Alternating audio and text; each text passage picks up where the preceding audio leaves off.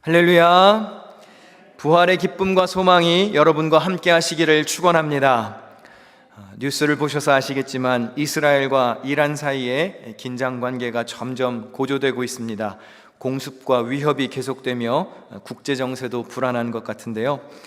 우리가 사는 미국을 위해서도 또 한국과 세계의 평화를 위해서도 여러분들 관심 갖고 기도하는 성도들이 되시기를 바랍니다.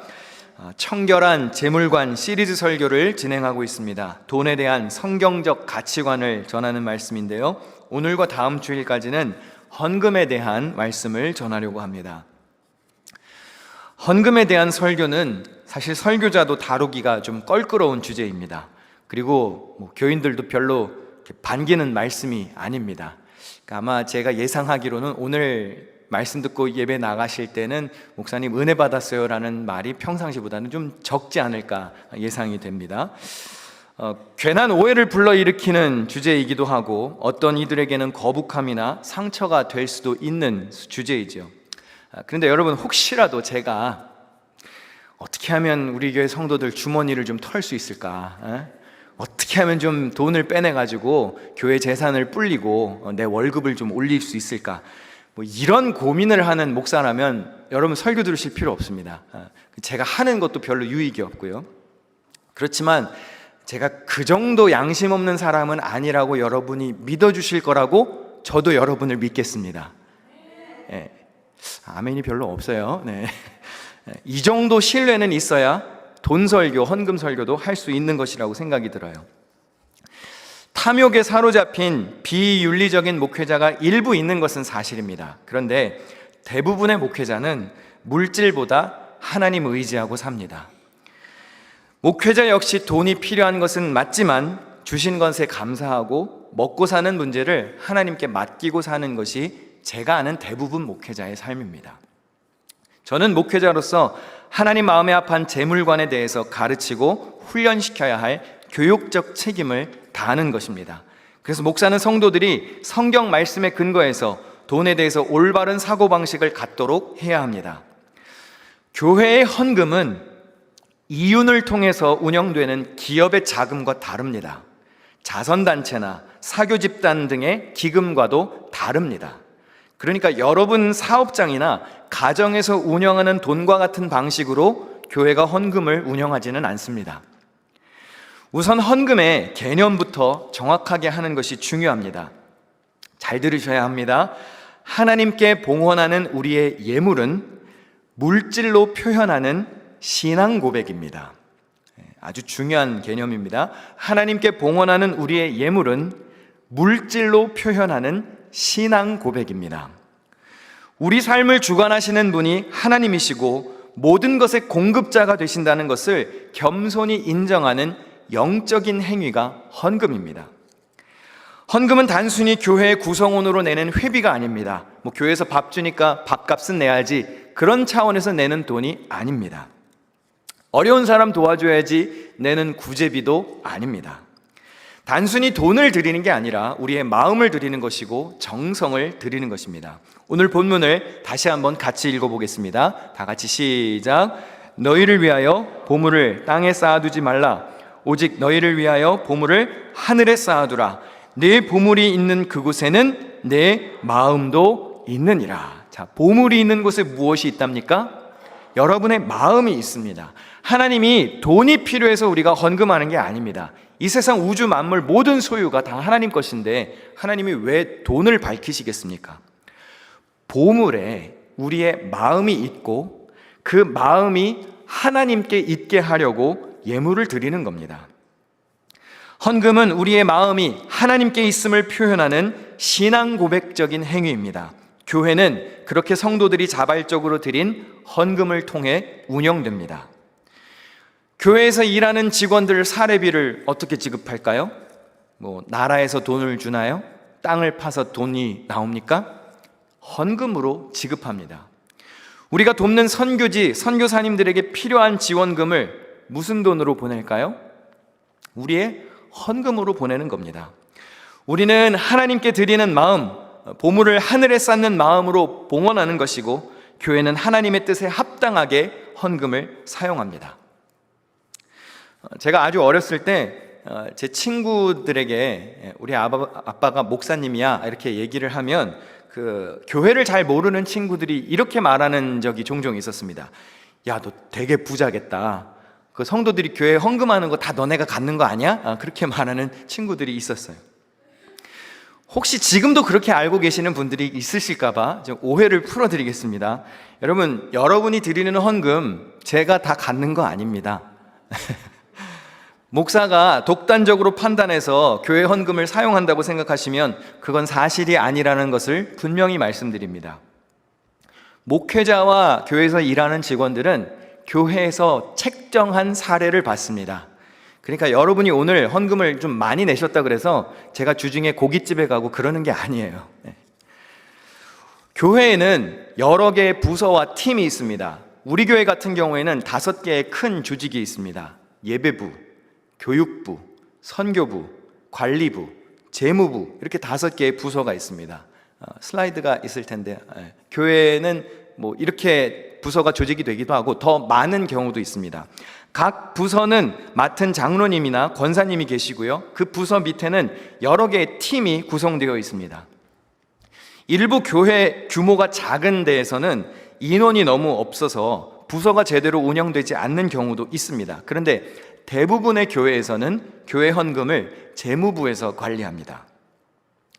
제가 시골에서 단독 목회를 했을 때 교인이 몇 명 되지 않았습니다. 그리고 있는 교인들도 너무 연로하시거나 청소년이거나 새신자인 경우가 많았기 때문에 재무부를 구성할 수 없었어요.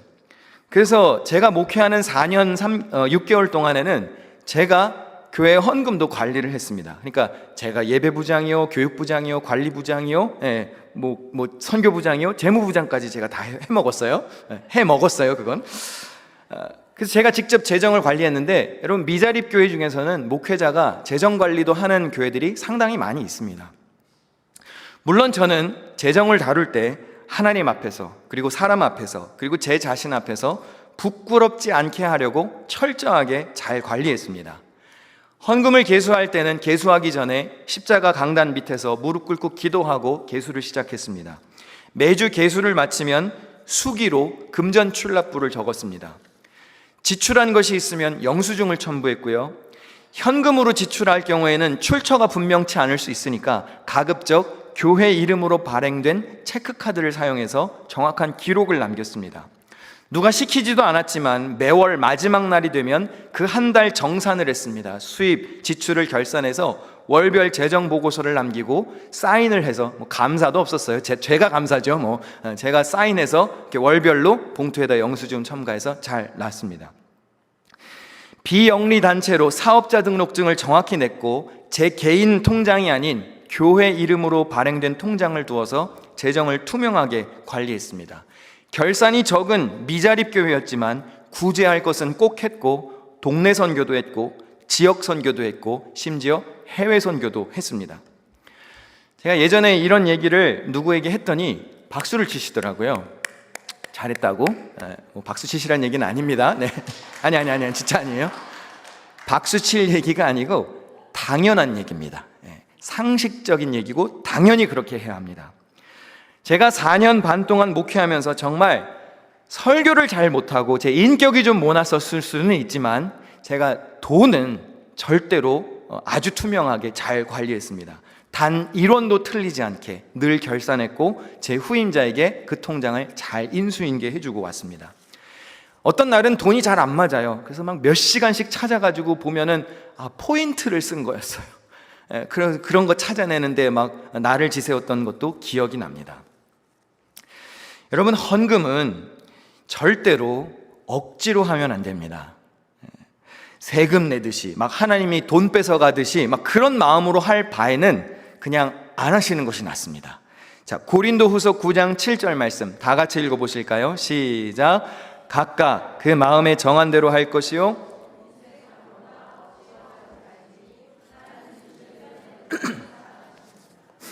이 말씀은 연보에 대한 말씀입니다. 즉 구제를 두고 하신 말씀인데요, 헌금을 할 때도 마찬가지입니다. 제가 봉헌 기도할 때 종종 그런 기도합니다. 드림이 기쁨이 되게 하옵소서. 여러분, 드림이 기뻐야지 불행이 되거나 고역이 되면 안 됩니다. 우리가 교회 이전을 하자고 건축 헌금 약정을 하자고 했는데요, 형편에 맞게 각각 마음에 정하신 대로 하시면 됩니다. 인색함으로나 억지로 하실 필요 없습니다. 믿음으로 하시면 되고, 기쁨으로 하시면 되고, 비전을 품고 하시면 됩니다. 여기 건축헌금 약정서에 이렇게 적어놨어요. 제일 첫 번째 문구가 이겁니다. 헌신을 다짐하는 우리의 자세 1. 하나님께 드리는 감사의 헌신이어야 합니다. 감사의 헌신. 교회를 이끌고 가야 할 사람들은 결국 교회의 구성원들이지요. 우리는 교회를 사랑하는 마음으로 동참하는 것이고, 보물을 하늘에 쌓는 마음으로, 믿음으로 동참하는 겁니다. 복과 은혜는 제가 주는 게 아니고요, 하나님이 주시는 겁니다.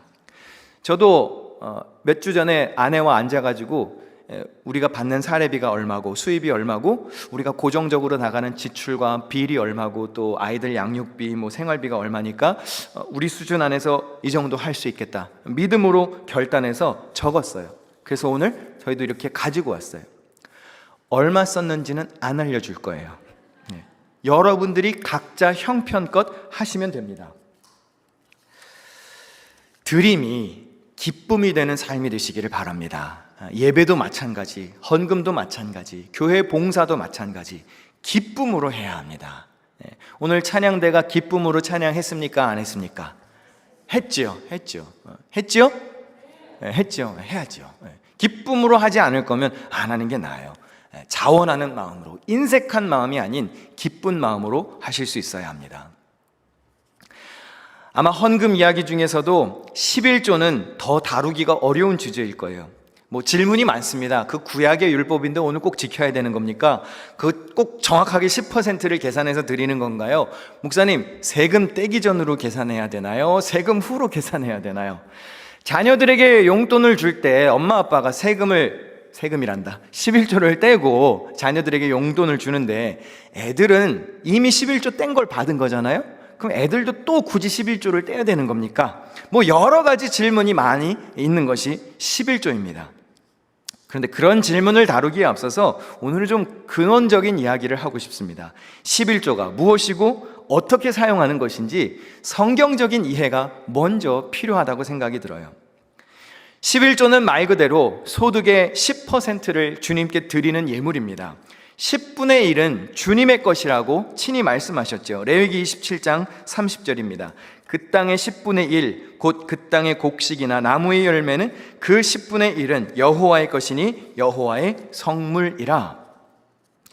물론 이 세상의 모든 것 100%가 다 하나님의 것입니다. 우리는 하나님께서 내 손에 주신 것 중 10%를 드림으로 모든 소유가 다 하나님의 것이라고 주님의 주권을 인정하는 것입니다.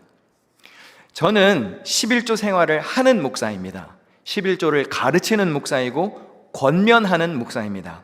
그것이 성경에 나온 것이고 하나님의 뜻이었고 신약 성경에 와서 예수님이 굳이 폐지하신 적이 없는 율법이었고 오늘날까지도 11조에 유익이 많으면 더 많지 11조 하는 교인들이 저주받고 살지는 않습니다. 그러나 11조 생활 여부로 사람을 상처 주어서는 안 됩니다. 성도들 중에는 11조 생활을 하는 분도 있고 하지 않는 분들도 있습니다. 11조 하지 않는 분들을 정죄하거나 하라고 강요를 하거나 하는 분과 안 하는 분을 차별해서는 안 됩니다. 여러분, 기독교 신앙의 핵심은 예수 그리스도를 통한 구원입니다. 공개적인 자리에서 11조를 안 한다고 지적하거나 신앙 수준이 미달되시네요, 그렇게 면박을 주는 것은 잘못된 겁니다. 그런데 단 직분자를 세울 때, 특별히 권사급 임 이상의 직분자를 세울 때에는 11조 생활을 하는지 안 하는지 그 여부를 봅니다. 이유가 있습니다. 권사님 이상이 되시면 구역회 회원이 됩니다. 구역회에서는 예산을 다룹니다. 다른 사람들이 헌금한 11조 예산을 다루는 부서에 들어가려면 적어도 당사자도 11조 생활을 해야 한다는 것이 원칙이에요. 또 권사님이 되시면 감사가 되실 수도 있어요. 그럼 다른 사람들이 헌금한 11조 헌금을 한 것도 감사를 해야 하는데 정작 본인이 11조 생활을 하지 않는다? 그거는 말이 되지 않죠. 그래서 이러한 예산을 다루는 부서에 들어가는 원칙들이 나름대로 있습니다. 그런 경우에는 11조 생활 여부를 봅니다. 그런데 그걸 공개적인 자리에서 말하지는 않습니다. 구약에 등장하는 11조는 크게 세 가지가 있습니다. 화면을 한번 보실까요? 제사장 11조가 있고, 제사를 위한 11조가 있고, 구제를 위한 11조가 있습니다. 제사장 11조는 제사장의 생활비, 오늘날로 치면 직원들 사례비에 해당합니다. 이스라엘 민족은 야곱의 12아들이었던 12지파를 중심으로 구성이 되었습니다. 그런데 하나님이 12지파 중에 레위 지파 한 지파에게는 땅을 주시지 않으셨습니다. 유산이 없었어요. 그래서 나머지 지파가 소득의 10%를 모아서 레위인에게 주도록 하셨습니다. 민수기 18장에 있는 말씀을 우리 한번 같이 읽어보실까요? 다 같이 시작. 나는 레위 자손에게는 이스라엘 안에서 바치는 열의 하나를 모두 그들이 받을 유산으로 준다. 이것은 그들이 회막 일을 거두는 것에 대한 보수이다. 나는 그들에게 이스라엘 자손이 나에게 들어 올려 바치는 제물 곧 열의 하나를 그들의 유산으로 준다. 그러므로 나는 그들은 이스라엘 자손 사이에서 아무런 유산도 없다고 그들에게 말하였다. 레위 지파는 성직을 수행하고 아무런 유산을 갖지 못하게 하셨습니다. 그리고 다른 지파가 그들을 도와서 공생하도록 하셨습니다. 이미 하나님께서 구약시대 때부터 서로 돕는 것을 통해 다 같이 먹고 살 수 있는 시스템을 구축해 놓으셨습니다. 목회자와 직원들의 사례비로 책정된 것을 지급하고 난 다음에도 11조 헌금이 남는다면 그것은 어려운 이들을 돕는 용도로 혹은 교회 운영비나 유지비 혹은 교회의 사업비를 위해서 쓰입니다. 두 번째로 제사 공동체용 11조가 있습니다. 쉽게 말하면 예배에 필요한 비용입니다. 교회의 운영을 위해서 필요한 비용입니다. 근데 여기에는 상당히 인상적인 지침이 있는데요. 신명기 14장 22절 23절 다 같이 읽어보겠습니다. 시작. 당신들은 해마다 밭에서 거둔 소출의 11조를 드려야 합니다. 당신들은 곡식과 포도주와 기름의 11조를 처음 난 소와 양의 새끼와 함께 주 당신들의 하나님이 자기의 이름을 두려고 택하신 곳으로 가지고 가서 주님 앞에서 먹어야 합니다. 이렇게 함으로써 당신들은 주 당신들의 하나님을 두려워하는 것을 배우게 됩니다. 주님께 드리기 위해 구별한 11조를 가지고 회중들이 같이 주 앞에서 먹고 마시게 했습니다. 그러니까 11조는 하나님께 바치는 요소도 있지만 참여한 사람들이 함께 주 앞에서 먹고 교제하는 그러한 요소도 포함되어 있는 겁니다. 이렇게 함으로써 하나님을 경외하는 것을 배우라고 했습니다. 아니 11조를 드리고 같이 그것을 먹는 게 어떻게 하나님을 두려워하는 것을 배우는 행위가 될까요? 말씀에 보면 원래 하나님을 눈으로 보는 사람은 어떻게 되지요? 하나님을 보는 사람은 죽습니다. 거룩한 하나님의 임재 앞에 아무도 나아갈 수가 없습니다. 그런데 그 주님 앞에서 드린 11조를 먹어야 하니 얼마나 엄숙한 마음으로 먹어야 하겠습니까? 여러분, 나라에서 제일 높은 사람 앞에서 밥을 먹는다고 생각해 보십시오. 그냥 아무렇게나 막 개걸스럽게 막 이렇게 먹으면 될까요? 안 될까요? 그 품위가 있잖아요. 자리라고 하는 격식이 있지 않습니까? 그럼 하나님 앞에서 먹을 때 우리 마음이 어떨까요? 우리가 매주일 성도들의 헌신으로 식사를 나눕니다. 주 앞에 드리는 마음으로 대접을 하는 것이고 교인들은 그것을 함께 나누어 먹으면서 무엇을 배우는 건가요? 하나님 경외하는 것을 배우는 겁니다. 그러니까 여러분 식사하실 때요 경건한 마음으로 식사하셔야 합니다. 그냥 아무렇게나 막 먹으면 안 돼요. 누군가 하나님께 바치는 마음으로 드린 것이고 우리는 주님 앞에서 그걸 먹는 거예요. 주님의 임재 앞에서. 제가 먹는 얘기는 다음 주일에 조금 더 많이 하려고 합니다. 기대하셔도 좋습니다. 11조는 이렇게 주님께 감사로 드리는 행위와 그것을 모두와 함께 나눈다고 하는 관용의 정신이 함께 담겨 있습니다. 하나님은 유산이 없었던 레위인들을 포함하여 고아와 과부와 나그네들이 함께 와서 배불리 먹도록 하셨습니다. 세 번째로 구제의 11조가 있는데요, 가난한 사람들을 돕는 돈입니다. 신명기 14장 28절 29절 다 같이 한번 더 읽겠습니다. 시작. 매 3년 끝에 그 해 소산의 10분의 1을 다 내어 네 성읍에 저축하여 너희 중에 분깃이나 기업이 없는 레위인과 네 성 중에 거류하는 객과 및 고아와 과부들이 와서 먹고 배부르게 하라. 그리하면 네 하나님 여호와께서 네 손으로 하는 범사에 네게 복을 주시리라. 하나님은 구제와 약자 보호에 특별한 관심을 항상 가지고 계셨습니다. 매 3년 끝에 그 해 소산의 10분의 1은 다 가난한 자들을 구제하는 데 사용하라고 말씀하시죠. 구약의 대표적인 약자들이 누가 있습니까? 고아, 과부, 나그네, 그리고 레위인입니다. 분깃이 없는 레위인. 우리는 하나님의 명령에 따라 반드시 가난하고 어려운 이웃을 배려하고 보살피고 돌보아야 합니다. 그러니까 11조 헌금이, 그러니까 교회의 예산이 직원들 사례비나 어떤 교회 운영비에서만 그치면 안 된다는 것이죠. 반드시 구제하고 어려운 사람들을 배려하는 일에 사용되어야 합니다. 기본적으로 10%는 교회도 어려운 이들을 위해 써야 한다고 생각하고 있어야 해요. 성도들도 11조 생활을 하지만 교회도 11조를 하는 겁니다. 이 헌금은 아무도 굶지 않고 모두가 풍성하게 살 수 있는 신비입니다. 다 같이 살 수 있는 길을 제시한 하나님의 형평성 원리라고 할 수 있습니다. 그래서 헌금은 단순히 돈을 드리는 행위가 아닙니다. 믿음을 표현하는 영적 행위이고 먹고 사는 문제를 하나님께 맡기는 일입니다. 레위기 26장 26절입니다. 한 번 더 같이 읽겠습니다. 시작. 내가 먹거리를 끊어버리면 10 여인이 너희가 먹을 빵을 한 화덕에서 구울 것이며 그러면 너희는 먹기는 먹어도. 자, 이 말씀 잠깐만 띄워놔 주시고요.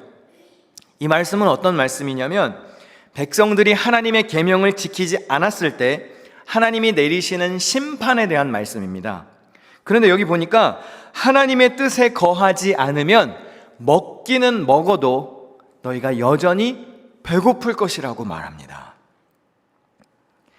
여러분, 배부른 것도요, 하나님이 만족을 주셔야 배부른 거예요. 단순히 물리적으로 음식을 막 꾸역꾸역 채워야 배부른 것이 아니고 참된 만족은 우리가 하나님의 품 안에 거할 때 하나님께서 주시는 기쁨과 만족이 있을 때에 진정한 만족을 누리는 겁니다. 그러니까 여러분, 배부른 것도 은혜가 있어야 배부른 거예요. 하나님의 뜻 안에 거하지 못하면요, 아무리 음식을 쑤셔 넣어도 먹어도 여전히 배가 고픈 거예요. 먹고 사는 문제가 누구 손에 있는지를 잊지 말라는 것이죠. 믿음으로 먹고 사는 문제를 주님께 맡기면 하나님이 채우신다는 말씀입니다. 11조는 열의 하나입니다. 우리는 그 열의 하나를 드리고 아홉으로 삽니다. 세상적인 가치관으로는 굉장히 손실이 큰 장사이죠. 그러나 원래 모든 10개가 다 하나님의 것이라고 고백한다면 우리가 9이나 갖고도 살 수 있는 것이 은혜요, 감사라고 여길 수 있는 겁니다. 믿음으로 결단하고 주께 바친다면 하나님이 그 마음을 아시고 결코 부족하지 않게 채워주십니다. 여러분, 11조 하는 성도들이 망하든가요? 그렇지 않습니다. 제가 마지막으로 11조 생활을 하는 분들에게 권면의 말씀을 드리고 싶습니다. 하고 안 하고는 여러분의 자유입니다. 여러분의 결단에 달려 있습니다. 그러나 잘 들으셔야 합니다. 할 것이라면 정직하게 하셔야 합니다. 간혹 소득의 10%가 아닌데 헌금 봉투에 담고 11조라고 표시하는 분들이 계십니다. 그런데 여러분, 소득의 10%가 아니라면 그건 11조가 아닙니다. 그건 감사헌금이나 다른 헌금이라고 표시를 하셔서 드리셔야 합니다. 11조를 하실 것이라면 분량의 진정성을 갖추셔야 합니다. 물론 어떤 분들은 10%보다 더 하는 분들도 있습니다. 10의 2, 20%를 하는 분들도 있고 그 이상을 드리는 분들도 보았습니다. 그것도 귀한 마음이죠. 제가 재무부를 교육할 때 그런 얘기를 합니다. 헌금을 다루는 부서에서는 절대로 성도들의 11조를 보고 그 사람의 생활 수준을 짐작해서는 안 됩니다. 11조라고 해서 모두가 다 10%를 드리는 게 아니고 부족하게 하는 이도 있고 더 넉넉하게 하는 이들도 있다는 것을 알아야 합니다. 그리고 11조를 하시는 분들이 또 하나 기억할 것이 있습니다. 사실 11조를 안 하시는 분들보다 하시는 분들이 더 주의하셔야 합니다. 본인의 11조 생활에 정성을 다하시면 됩니다. 헌금은 각자 믿음으로 결단하고 하나님께 드리는 것이죠. 그러면 잘 들으세요. 다른 사람들이 11조 생활을 하든 안 하든 그건 관심 끄십시오. 여러분의 헌금 생활에 충실하시면 됩니다. 간혹 보면 다른 사람들 헌금에 훈수를 두는 이들이 있어요. 100% 상처받습니다. 100%. 제가 웬만해서는 100%라고 얘기 안 하는데요. 100% 상처받습니다.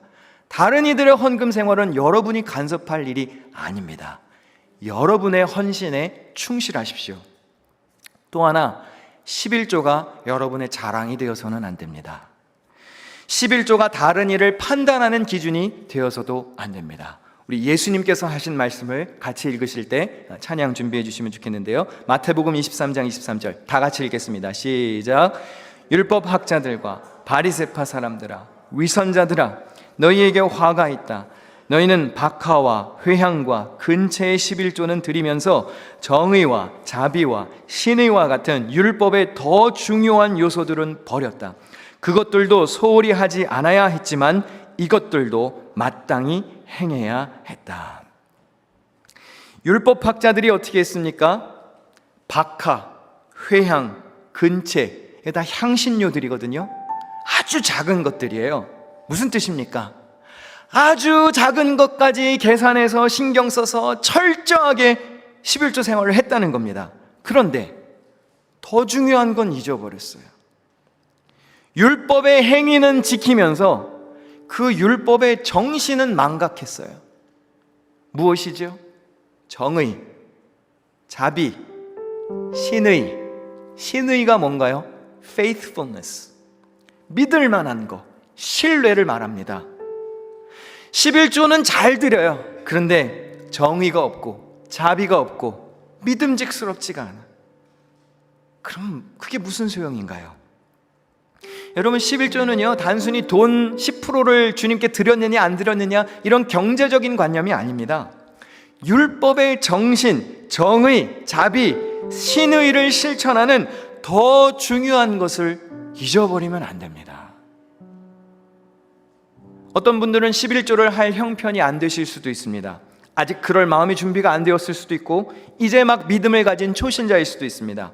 혹 식구들 중에 신앙생활 하지 않기 때문에 반대가 있기 때문에 11조 때문에 갈등을 겪을 수 있는 분들도 있습니다. 그런 분들은 지금 당장 현실적으로 온전한 11조 생활을 하기가 어려울 수 있습니다.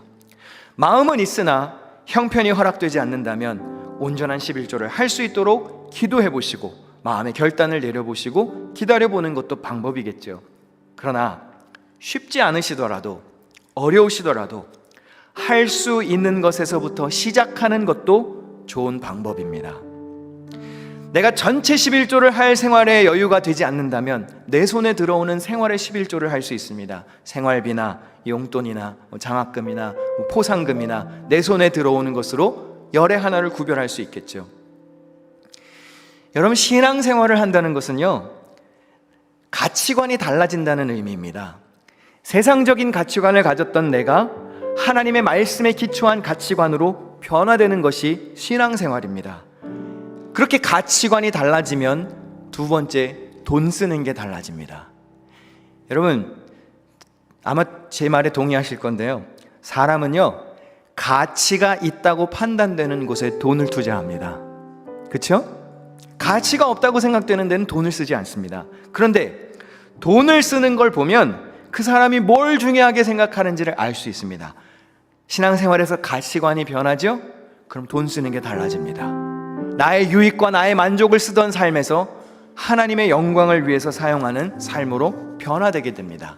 그리고 여러분, 사람이 돈 쓰는 게 달라지잖아요? 그 사람의 인격이 달라집니다.